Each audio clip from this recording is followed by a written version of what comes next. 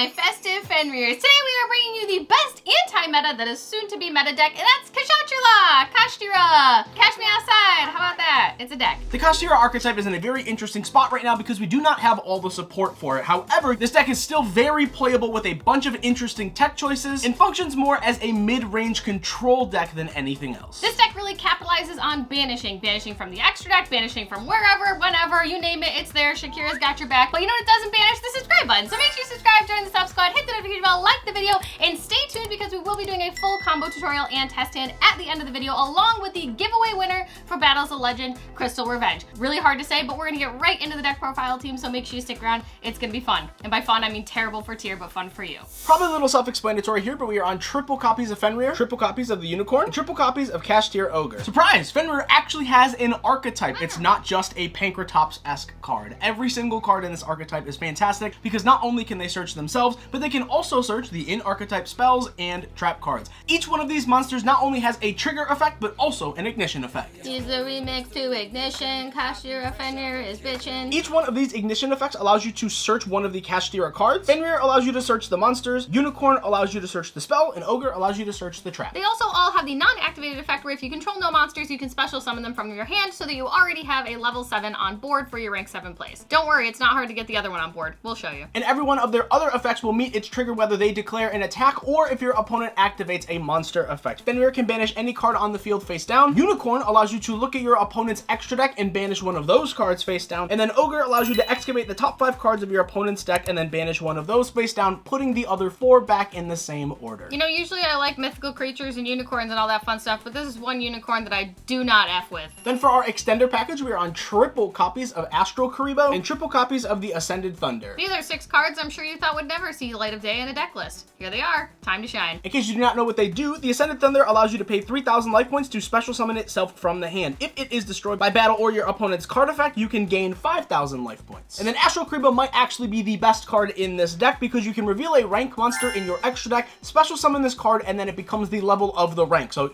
we're going to be revealing 7. It's going to summon itself as a level 7 monster. That's what I was talking about when I said stay tuned. We're going to get the other 7 on board real easy. That's the 7, Karibo. Now you're probably sitting here wondering why in God's name is Astral Karibo, a card that literally everyone, including myself, forgot about until this deck list, in Kashtira. Well, if you didn't know, he has a really nifty, very niche effect that actually makes this deck pretty hard to handle because when he's used his material and does his fun little effect things, the Xyz monsters that he's used with material as can't be destroyed by battle or card effects. That's really annoying because not only is this deck super frustrating to deal with in the first place, it puts a monster in defense that can't be destroyed by battle or card effect. You have to sit there and figure out how to deal with it. You either have to make a Zeus or find another way to get over it because it's super frustrating. So and good luck making Zeus or anything in your extra deck when they just banish it. It's also really good to note that the Karibo doesn't actually have to currently be under the monster. You can detach it and it will still maintain just because it was activated.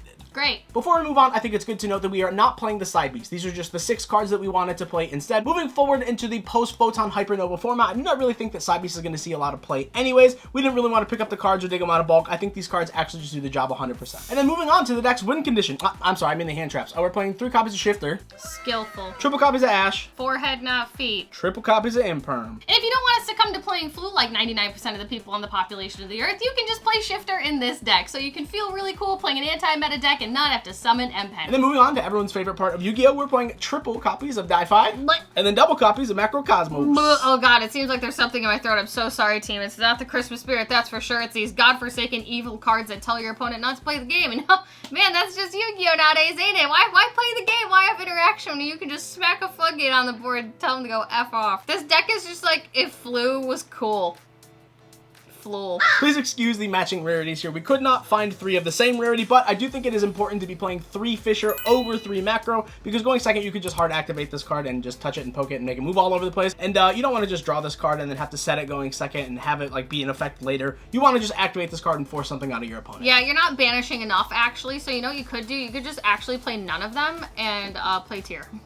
And then just for some consistency cards, we are on double copies of Instant Contact. Another card I thought would never see relevant play. Literally. This deck is full of surprises, team. It's like a present. Oh, a present. cute. Oh, Christmas. Wow. And they're on triple copies of Sacred Sword of the 7 Stars. Say that 5 times fast, you won't. Sacred Sword of the 7 Stars, Sacred Sword of the 7 Stars, Sacred Sword of the 7 Stars, Sacred Sword of the 7 Stars, Sacred Sword of the 7 Stars. Wow, I did it. That's crazy what you can do when you put your mind to it. Like Tier. Play Tier. Instant Contact is literally just instant fusion for a level 7 monster. Yeah, I learned that the hard way. That's whack. And then Sacred Sword says you can banish a level 7 monster from your hand or face up side of the field and then draw 2 cards. Pog. Until we get the brand new support cards, I really do think Prosperity is probably better for this deck. However, Swords is just so strong. I wanted to play Swords and Prosperity, but they do just conflict too much. I wanted to play Talents as well, also conflicts with Prosperity. I do think that Swords is really strong because not only does it help you draw cards, but it is also just kind of part of your engine, right? Like you can banish cards and then bring them back off of the next cards that we're going to talk about. And then for the remaining cards of the deck, we are on triple copies of Kashtira Birth, double copies of the Kashtira Preparations, and the 1 copy of Called by the Grave. Called by is really just here for Orange Light when they have Shifter. God forbid we have a 1 card out to Shifter in Tier. No, gotta have Called by because my Shifter has to resolve. Yeah, we don't like this deck. I'm going to be real with y'all. I just know this deck gets really good in Photon Hypernova and I'm really dreading it. Preparation says during either player's turn, you can special summon a Kashtira monster that is either banished or in your hand. This just helps you get resources that you've banished off of 7 stars or that you just, happen to have in your hand. I love how in Yu-Gi-Oh, having banished cards doesn't mean anything anymore because half the time you just get them back. It also has the additional effect where if your opponent activates a trap or effect while you control a Kashtira monster, you can look at your opponent's hand and if you do, banish 1 card from it face down. Fair. This deck really does it all. And then Kashtira Birth has a similar effect where if your opponent activates a spell card while you control a Kashtira monster, you could target 3 cards in your opponent's graveyard and then banish them face down. This activates if your opponent activates a trap. Wow, it's a trap. This activates if your opponent activates a spell. Wow, it's a spell. Birth is also very good because it allows you to normal summon any of your level 7 monsters without tributing them, and it also allows you to special summon one of your Kashtira monsters that is not an Xyz monster from your banish or graveyard. These are basically just reborns. That's great. Let's move on to the extra deck because, 5 reborns isn't enough. Starting off, we are on the 1 copy of Elemental Hero Neos Knight.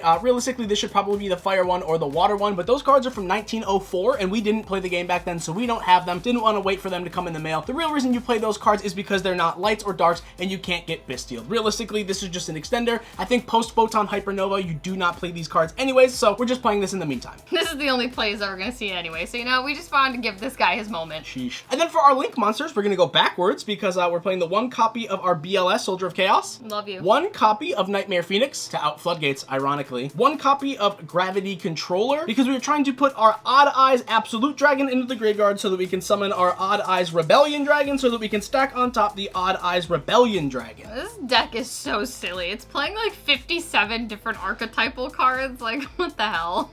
The real reason we're playing this card is because it just allows us to attack 3 times. It's 3k, and it's just our OTK. And then maybe one of my favorite cards in all of Yu-Gi-Oh! We're playing the 1 copy of Red Eyes Flare Metal Gold Dragon. Oh god, he is a sight for sore eyes, team, but we love him nonetheless. He's really just here for time, I'm gonna be honest. He's kind of like your cowboy. But he's a big metal fire dragon cowboy. 1 copy of Mecha Phantom Beast Draco set. Oh man, that's crazy. Auroradon looks real different now that he's an Xyz monster. This is just kind of a pop. 1 copy of our number 76 Harmonizing Grado. Let's talk about this one. For anyone who does not know why this card is super important and I think highly slept on in this deck, it is a quick effect, detach 1 to target a monster in your opponent's graveyard and then attach it as material. Tearlaments who? Suck.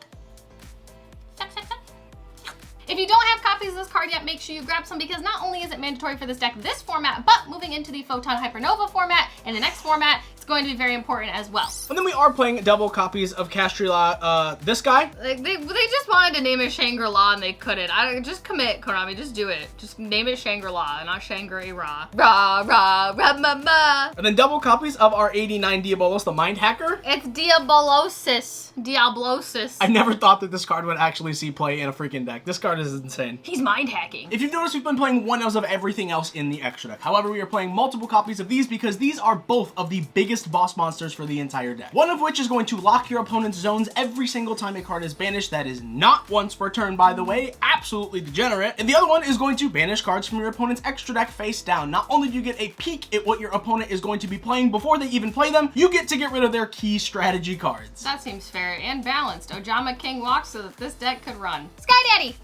That's it. That's the extra deck. You're welcome. And that's the deck. Super fun, interactive, and absolutely not degenerate in any way, shape, or form. Let's get right into the combo tutorial and show you guys what fun this deck can bring. All right, team, welcome to the test hand and combo tutorial section of the video. For every deck we put up, we always do a combo tutorial because realistically, I want you to know how to play the deck. I'm not just gonna throw a deck list at you and show you a random 2-card, 3-card combo. We're gonna be real. We're gonna do 5 cards, random, show you how the deck plays, and actually give you the realistic ceiling. So with that being said, Brian's gonna shuffle up and we're gonna draw 5 cards, and if we see Shifter, the video ends. So that's it. All right, let's do a few bad boys and all right, here we go. If we draw Shifter, the video ends. Oh all right, God. that was good luck. We're gonna see Shifter. Man, you guys are about to see the end screen real quick. This will be the first card, isn't it?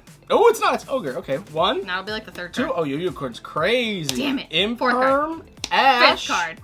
And, okay, instant contact. Crazy. All right, you're lucky. You get to see the combo You get now to see because what we it didn't does. draw Shifter. You get to see what the deck does. All right, here is our first 5 cards. This hand's actually really insane. So we have 3 level 7s, and we have Imperm and Ash. So going second, we'll watch us draw Shifter going second. Watch me Shifter. Oh, it's not, it's Ash. Okay, cool. Going second, if our opponent does make Baguska, we have the Imperm. That's why we are playing this card. We're going to special summon our copy of Unicorn. Now we're going to activate the Unicorn's effect. This is going to grab our copy of Birth. And I'm going to grab a copy of Field Center because I hate it when there's no center and there's sorry. no zones on these That's my maps. fault. So there you go. There's the center. Beautiful. All right, now we are going to, activate our copy of Birth. Birth is going to allow us to normal summon a level 7 monster without tributing. So bam, there's our Ogre. What That's a guy. just so silly. Ugh. Now we can activate the Ogre's effect. This is going to grab us our copy of Preparations. Grab us our copy. Okay.